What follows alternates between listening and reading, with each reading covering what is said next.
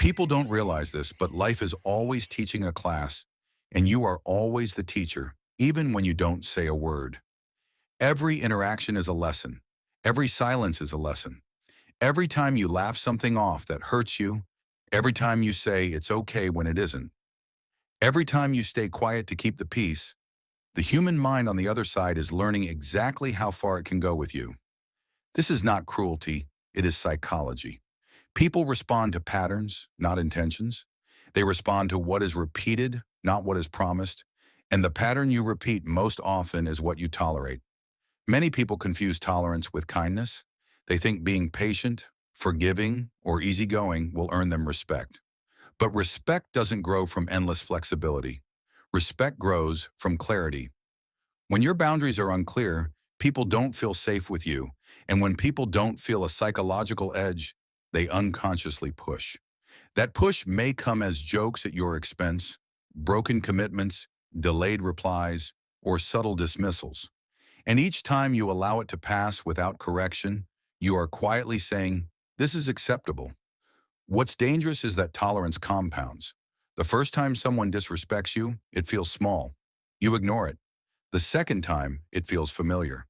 By the third time, it becomes normal. Soon, people aren't even aware they're crossing a line because in their mind, the line was never there. You train them, not with words, but with allowance. Human behavior always follows the path of least resistance, and if your life has no resistance to disrespect, that's the path people will take. Here's where a new life truly begins. It begins the moment you decide that your self-worth is not up for negotiation.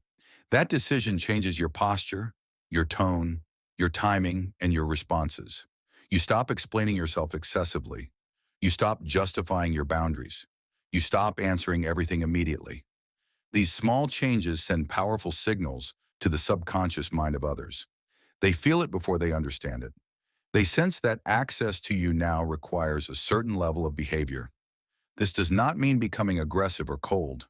Aggression is weakness pretending to be strength. True strength is calm, steady, and clear. When you no longer tolerate what drains you, confuses you, or diminishes you, you don't need speeches or confrontations. Sometimes all it takes is a pause, a look, a change in availability. Psychology responds instantly to shifts in energy. People adjust their behavior when they realize the old version of you is no longer available for misuse.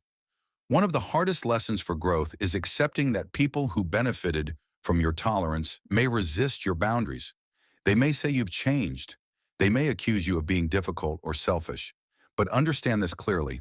When you stop tolerating disrespect, you don't lose real connections, you lose convenient ones.